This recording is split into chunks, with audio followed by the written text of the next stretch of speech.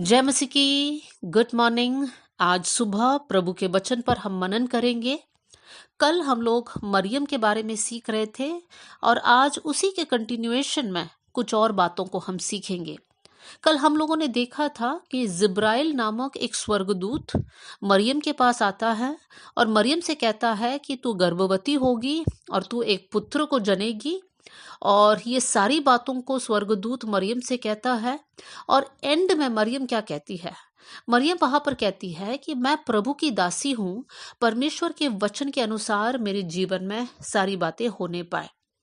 यहाँ पर हम देख सकते हैं कि मरियम अपने बारे में नहीं सोच रही है, लेकिन मरियम परमेश्वर के इच्छा के बारे में सोच रही है और यही प्रार्थना कर रही है कि प्रभु की इच्छा, परमेश्वर का वचन उसके जीवन में पूरा हो जाए। मरियम के जीवन में कौन सा परेशानी है? अगर हम लोग सोचेंगे, मरियम की शादी नहीं हुई है, लेकिन मरियम की मंगनी या मरियम की एंगेजमेंट हुआ है। और यहाँ पर हम देख सकते हैं कि मरियम एक कुंवारी लड़की है। मरियम के मन में ये विचार आ सकता है कि जब मैं गर्भवती होंगी तब मेरे पेरेंट्स मुझसे पूछेंगे, ये क्या है, ये कैसे हुआ, ये कौन है? या समाज के लोग मेरे बारे में अलग अलग बातें कहते हुए यहाँ वहाँ बोलते रहेंगे। मेरा होने वाला हस्बैंड मुझे छोड़ सकता है। उस समय के नियम के अनुसार ये अपराध का पनिशमेंट ये था कि ऐसा अगर कोई पाया जाता है तो उन पर पथराव किया जाए। मेरे प्रियो, मरियम इन बातों पर ध्यान नहीं देती है। मरियम को पता है बहुत सारी रुकावट है, मरियम को पता है बहुत सारी बातें होने वाली है, लेकिन मरियम ऐसी बातों पर नहीं ध्यान देती है। मरियम बस बोलती है, प्रभु तेरी इच्छा मेरे जीवन में पूरी हो, क्योंकि मैं तेरी दासी हूँ। और उसके बाद मरियम के साथ क्या होता है हम पढ़ सकते हैं। मत्ती का सुसमाचार पहला अध्याय और 19वीं आयत, मैथ्यू चैप्टर 1 वर्स 19। वहां पर हम देख सकते हैं यूसुफ के बारे में लिखा है। यूसुफ मरियम का होने वाला पति है। तो वहां पर लिखा है, उसके पति यूसुफ ने, जो धर्मी था और उसके बदनाम करना नहीं चाहता था, उसे चुपके से त्याग देने का विचार किया।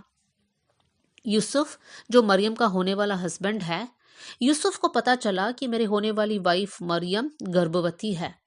देखिए, उस समय पर मीडिया नहीं है, व्हाट्सएप नहीं है, फोन कॉल्स नहीं है, कुछ नहीं है। तो यूसुफ को कैसे पता चला? इसका मतलब यहाँ पर ऑलरेडी लोगों के बीच में चर्चा हो रही है कि एक कुंवारी लड़की गर्भवती हुई है। और ऐसी बातें छिपती नहीं है, वो लोग फैलाते रहते हैं। और ये खबर यूसुफ तक पहुंचा।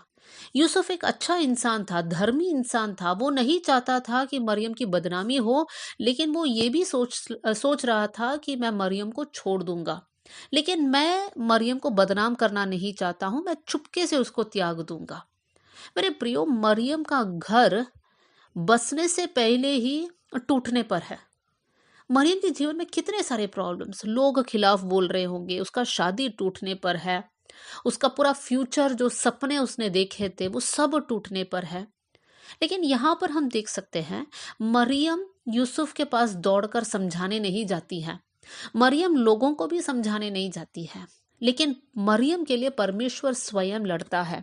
हम लोग देख सकते हैं वर्स 20 से लेकर आयत 20 से लेकर कि यूसुफ एक स्वप्न देखता है और स्वप्न में एक स्वर्गदूत यूसुफ के पास आता है और कहता है, हे यूसुफ, दाऊद की संतान, तू अपनी पत्नी मरियम को अपने यहाँ ले आने से मत डर, क्योंकि जो उसके गर्भ में है वो पवित्र आत्मा की ओर से है। फिर हम पढ़ सकते हैं उसकी 24वीं आयत वर्स 24। तब यूसुफ नींद से जागकर प्रभु के दूत की आज्ञा के अनुसार अपनी पत्नी को अपने यहाँ ले आया। यहाँ पर हम देख सकते हैं कि मरियम अपने युद्ध को नहीं लड़ रही है।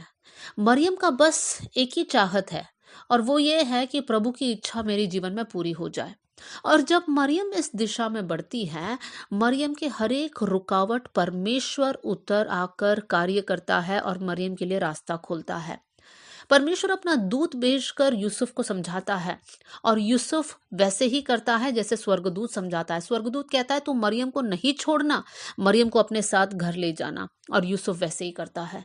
मेरे प्रियो, यहाँ पर हमें एक बहुत बड़ा सीख मिलता है, और वो ये है कि जब हम प्रभु यीशु मसीह पर विश्वास करते हैं और हम आत्मिक जीवन में आगे बढ़ते हैं, बहुत सारी समस्या हमारे जीवन में आएगी, बहुत सारे मुश्किल परिस्थिति, लोग हमारे खिलाफ होंगे, हमारे अपने हमें निंदित करेंगे, हमारे दोस्त हमें छोड़ देंगे, हमारे जीवन में बहुत सारे प्रॉब्लम्स होगा, बीमारी होगा, संकट होगा, आर्थिक समस्या होगी, बहुत सारे अलग अलग समस्या हमारे जीवन में आएगा।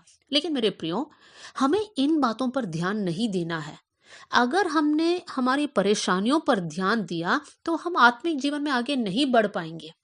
तो हमें मरियम से सीखना है, प्रभु पर ध्यान दीजिए, प्रभु की इच्छा क्या है वो जानकर उस प्रभु की इच्छा को पूरा करने की कोशिश कीजिए, और परमेश्वर आपके जीवन के हर एक संकट को दूर करेगा।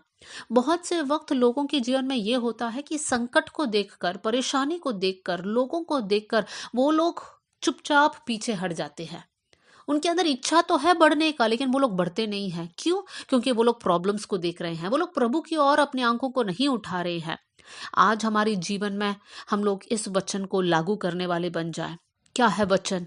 कि हमारा जीवन का मकसद ये होने पाए कि प्रभु तेरी इच्छा मेरे जीवन में पूरी हो जाए, और उस समय पर परमेश्वर हमारे लिए लड़ेगा, परमेश्वर हमारे युद्ध को लड़ेगा और हमें जय देगा। तो मेरे प्रियो, संकट कोई भी कुछ भी क्यों ना हो, आप डरना नहीं, आप प्रभु की बातों में आगे बढ़िए, प्रार्थना में आगे बढ़िए, वचन मनने में आगे बढ़िए, और हर एक बात में परमेश्वर आपके लिए कार्य करेगा। आइए हम लोग प्रार्थना करें। स्वर्गीय पिता, आज का वचन के लिए मैं धन्यवाद देती हूँ प्रभु जी। वचन सुनने वाले हर एक भाई और बहन के लिए धन्यवाद प्रभु। बहुत से वक्त हम लोग प्रॉब्लम्स को देखकर पीछे हट जाते हैं प्रभु जी। आज मरियम के समान हमारा जीवन होने पाए प्रभु, हमारी आंखें आप ही की ओर लगे रहने पाए प्रभु जी।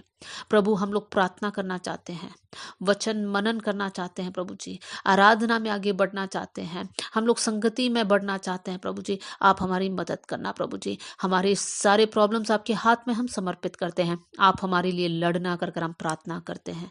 आपने हमारी प्रार्थना सुन ली, इसलिए धन्यवाद। आदर और महिमा आपको देते हुए यीशु के नाम से हम मांगते हैं, amen. God bless you all. जय मसीह की।